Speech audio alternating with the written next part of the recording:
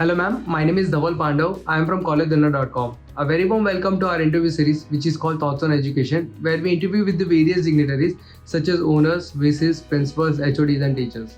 Before I proceed with this interview, I would request you to give brief introduction about yourself, ma'am. Okay, so hi Dhaval. My name is Nidhi Dhruv basically. So I am the daughter of the founder and director of our institute, Ms. Nidhi Dhruv. And basically I was always inclined towards this field since I had my mom to look up to. So while I was pursuing my 11, I decided to begin a little bit of designing on my own. And I joined this institute and did a diploma. Eventually I was doing my mass media degree, while I decided that, okay, why don't I go to the institute and look after the day-to-day functions of what's happening, what's going on. I might learn something new in the process.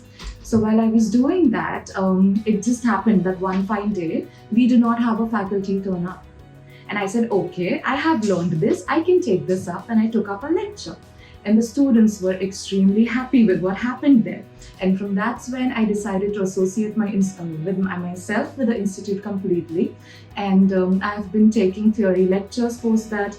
I look after the day-to-day managing functions. Apart from that, I am the HOD of styling department now. Like, it's completely under my control, you can say. So that's what I do. Wonderful, ma'am. It was really nice knowing about you and your experience, ma'am. So my first question is, as you said, you are HOD for fashion styling. So what are your roles and responsibilities, ma'am? Okay, so as a HOD, I basically, first thing that I do, and very importantly, I decide the curriculum for that.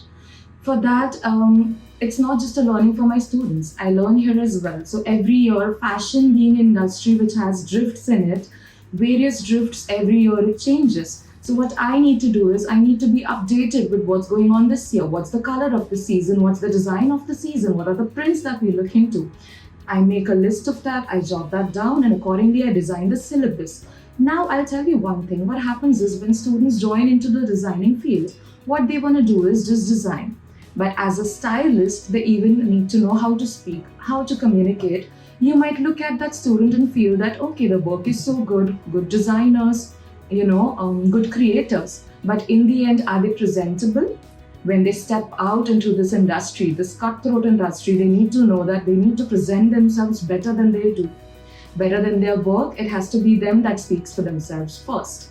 So I teach them about grooming on themselves. Apart from that, how to develop a personality, how to present yourself, how to introduce yourself, and how to value themselves over all this. What are the innovations and approaches you bring apart from the curriculum to teach students? Okay, so apart from this, what we do here is we focus more on practicality, okay? Now, being in this industry, we've understood one thing over the years. We're here since the past 30 years, so we have a great experience. With all the faculty put together, we decided that practical approach is what is going to work here. A classroom approach is not something we look forward to. We do not make 40 students sit upright in a class, ask them a question, teach them something and be like, have you understood? Now what happens here is all of them together will nod their heads into yes, but that's not the right way we do it. So our faculty to student ratio has always been 1 faculty per 15 students. So we jot them down, we divide them into different groups, and that's how the teaching goes on. Some students here, Dhaval, I'll tell you, are a little slow in learning. Some are a little fast. You cannot put them up in the same basket. So what we do is we have teachers go to them table to table and help them with what they're doing. It's not 1 faculty for 40 students here. We don't work that way. So that's something we've learned over the years. What would you like people to know about your institute they may not know? Again, like I would say, it's a complete package. We don't focus on only educating a student. It's about when you step out into the world, you need to be a package on your own.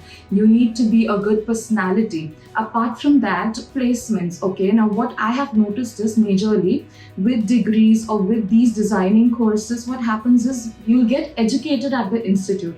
But what after that?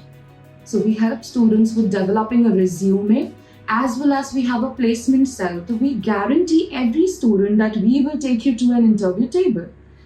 Not many institutes or not many places would guarantee you that. So that is something we do. We'll help you with placements, maybe once, maybe twice, according to what we have available presently with us. Any suggestion you would like to give to the current youth and aspiring students? Okay, so here I would like to say is they are very talented. Firstly, the generation now. Okay, I see many people saying, "Oh, what is this generation so fast? They want everything fast." I say, what is the harm with wanting everything fast? Who wouldn't want quick results? But one thing I would like to tell them is that don't give up. You don't get the fast result. Maybe in one try, two tries, or thrice you will try and you will not receive it. But don't give up there. Maybe when you aim for the sky, you will land up at the tallest skyscraper in your city. So don't give up and always try and learn something new, like you do on social media. You're all learners, so don't stop that and always try and strive for the best. It was pleasure talking to you and interviewing on Thoughts on Education, ma'am. Thank you so much. Thank you so much.